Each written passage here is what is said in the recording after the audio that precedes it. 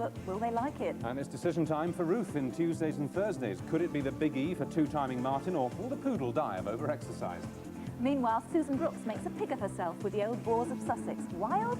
They were furious, and who can blame them? And as Childline struggles for survival, Esther Ranson talks to us live about how your help could spare the heartache of the children. And that, along with the result of our Euro Disney competition and your chance to win a Nintendo Super NES computer, makes for a sort of megabyte this morning.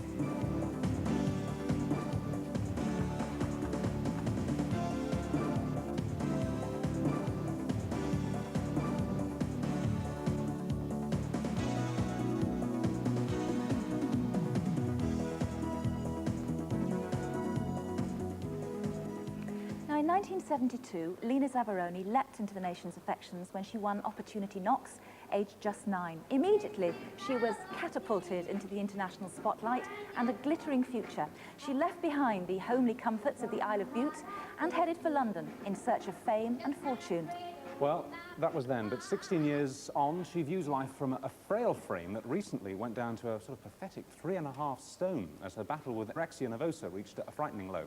Now, Lena's only solution in her mind was the most dramatic imaginable, a lobotomy. Well, she joins us now, along with Deanne Jade, who's an expert in eating disorders, who we'll be talking to in just a couple of minutes. And welcome to you both, and especially welcome to you. This is the first time you've been on telly for ages, isn't it? You've really been locked away. So strange. Yeah, I bet it does. Well, welcome back for now, anyway. What do you weigh now, Lena? I'm about 5 stone, but I'm only 4'8.5". Yeah, that's still pretty low, isn't it? So what should you be, do you think? What I should be about, well, round about 6 stone, really. 5.5, 6 stone. But I mean, to some extent, you've come a bit of a way since you weighed 3.5 stone. Yeah, oh God, yeah. Now, what does that mean? Does that mean that you've actually started eating properly, or you're still having huge problems? Oh no, I eat sort of anything at the moment, you know, sort of to try and get my weight up. So I can eat anything, you know, at the moment, really. Well, I know it's incredibly complicated, anorexia, and it's difficult to pinpoint one thing, and you've said that you think that clinical depression, in your case, is a large part of it. But how did it start with you? Well, I mean, really, it started when I was about 12, 13, and I was at stage school, you see, and when you're that age, your body's starting to develop, you know, and for anyone that age, you start getting very critical and very aware. But for me, I think it was especially more, you know, it was worse for me because I was in the public eye, and I became maybe a bit more critical of myself. And the other kids used to tease you were a bit chubby, didn't they? Well, I was a bit chubby in the stage school because I wasn't a dancer, and I wasn't even auditioned for the stage school to be a dancer, whereas all the other kids were, you know, sort of specially picked out to how they were going to perform, you know. As they grew up. Yes. So it started off with a simple desire to lose a bit of weight. It did, yes. But then actually, to my feeling about it is, I had anorexia for about 2 or 3 years, and after that, it just became nothing to do with anorexia. It became that I got a clinical depression, because then after that, I never thought of weight, I never thought of food, I never thought of weighing myself. I was just very, very depressed. And that manifested itself in not eating. That's right. And really, it became that now it's nothing really to do with anorexia now. When I went down in weight, it was more to do with really deep clinical depression. And do you still feel that you're suffering from deep depression? Well, I mean, I do suffer from it, but I'm learning to cope with it. Right. I know there's a lot of people that can actually live their life to the full, coping with it. I know we want to talk to Deanne in just a minute, but do you think that what's contributed to your depression and your eating problems was actually the fame you found when you were only 9 years old and the pressures that put on you? Now that is a difficult question because I really don't know, because when you're that age I think you take things as they come. You don't really look into things, like you don't realise if they're affecting you or not in a certain way, and I don't know really. But you've always been terribly protected, haven't you? Well, I have been. I must say I have been very... I can say I've been well looked after, but maybe that has gone to my disadvantage. I don't know. What do you mean? Because you didn't have to take decisions like what clothes to wear and where to go and who to see? I mean, it could. I don't know.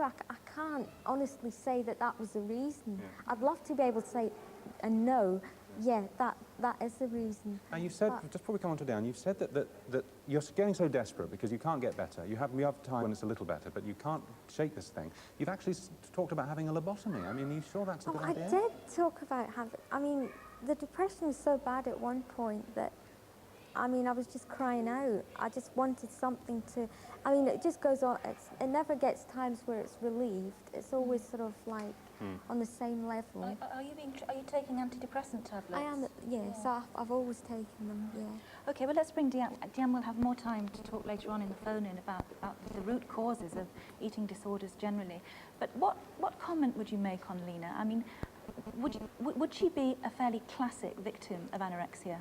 Yes, and not everyone continues with anorexia as long as Lena has. A lot of people develop it at an early age, and they are lucky and they recover. I'm a fairly good example of that. I had anorexia for a very brief period, and I was lucky enough to be able to get over it. But yes, people who keep with anorexia for a long time, like Lena, get addicted to starving, and they are hungry, there's no doubt about it, but they're so obsessed with food and eating that they see their hunger as a sign that they are succeeding, that they're strong and powerful. So do you think Lena's kidding herself then? You don't mind us talking about it like this?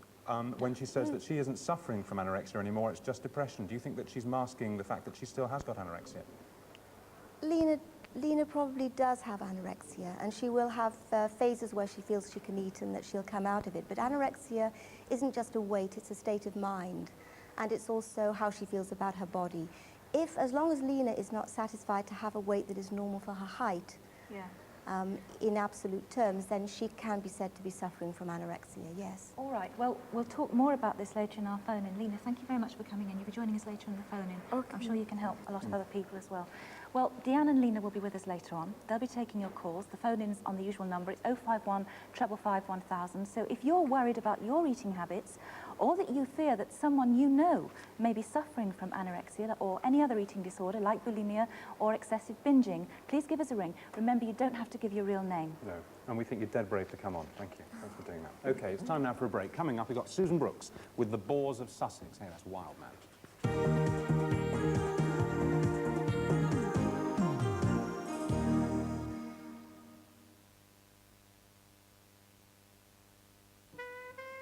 Gently heat 1 tablespoon of Sainsbury's olive oil in a saucepan. Now cut 6 rashers of bacon into strips and add to the pan, with 1 clove of crushed garlic. Cook for 5 minutes, stirring occasionally. Meanwhile, take a pack of Sainsbury's fresh egg tagliatelle and cook in salted boiling water for 6 minutes. Drain, and then add to the bacon and garlic. Now mix half a jar of Sainsbury's green pesto with half a small carton of double cream. Add to the pan with some freshly grated Parmesan cheese. Season, mix gently, and cook for 1 or 2 minutes more. Transfer to a warmed serving dish, garnish with basil and pitted black olives, and serve immediately. Aren't I wonderful? Sainsbury's, everyone's favourite ingredient. Cliff Richard at Wembley Arena on November the 27th, 28th and 29th. Book now for his most spectacular show ever on 081 900 1234. This thing's not working. Press the button! Well, we had a day out and we took ourselves off on the street now. We took our tea. And you know what we found? That the best sort of route is Tennessee now. Cause you need to unwind and what springs to find that true now. The head's still spinning. It's all right, Sydney. This'll bring you around.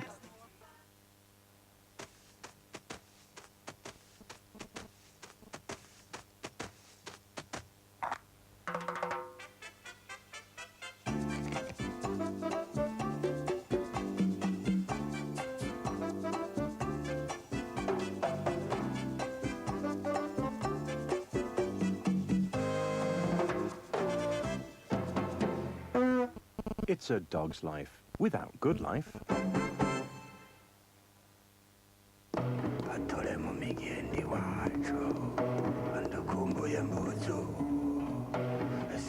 Aftershave from Lynx. These are McCain oven chips. Inside every bag, the chips are honed to be healthier chips. Not only are McCain oven chips prepared in sunflower oil, they contain less than half the fat of fried chips, just 5%. So, they're a better chip. And because they're made by McCain, they taste Great! McCain, Beefeater, Crinkles, or straight-cut oven chips contain only 5% fat, making them healthier chips. There's only one barrister on Thames. His name, Horace Rumpole. Not many people know that. He's coming back tonight at 9 on Thames.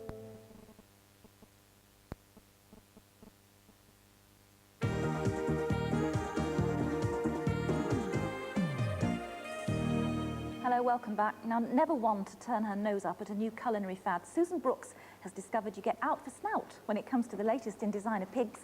That's boars to you and me. I'm in deepest Sussex, where the wild boar, heraldic beast of the chase, is making a return to these woodlands after nearly 400 years. I know they're around here somewhere. I think I need some help finding them.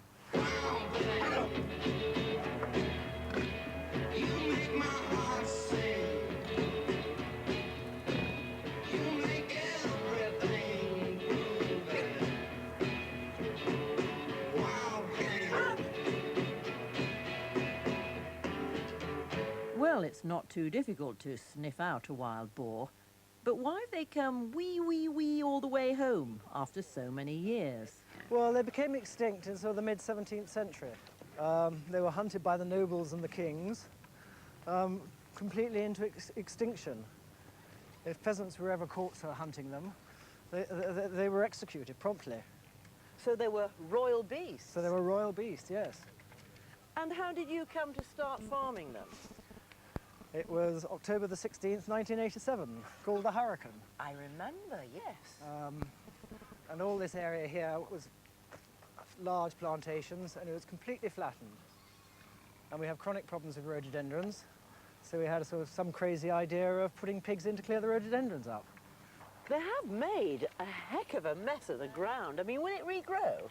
Oh yes, a lot of it will be regrow, but if you look at their snouts, you can see they're much longer than the ordinary domestic pig. So with that, I mean, they really grub about and get all the roots up. They certainly look as if they're enjoying themselves, don't they? Oh, yeah.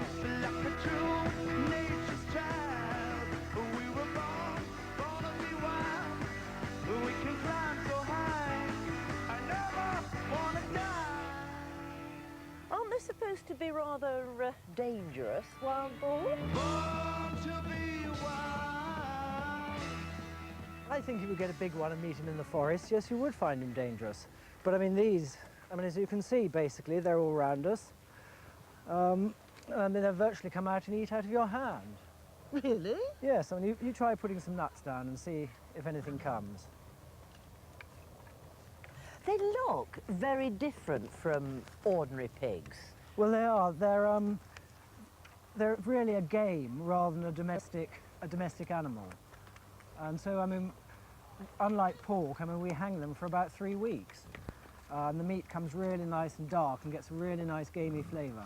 So it's nearer to something like venison? Yes, yes, it's much nearer to venison. It's a much stronger gamey flavour than ordinary pork. They are amazing looking animals. Have they ever been used in films or anything? Yes, and we had inquiries to put one into Robin Hood. But when we explained to the studio the logistics of having a wild boar running around a studio, I think they got rather put off by the idea. There, you see, you've lost your chance to star with Kevin Costner. Wild thing, I love you. Wild thing, I eat you. We'll be seeing a lot more of them later, poor things. As Susan takes what you might call a pork on the wild side. Those opportunities for puns when it comes to pigs. Now, talking of wild things, I'm sure the next Axl Rose or Madonna has been avidly watching our series of masterclasses from the likes of Queen guitarist Brian May and Eurythmics star Dave Stewart. Well, joining us now is Stan the Man and his three-point plan for pop stardom. That's Stan Cullymore of the Housemartins, ex of the Housemartins, I should say. Yes, now you're writing books. Now, listen, Stan, you've written this book.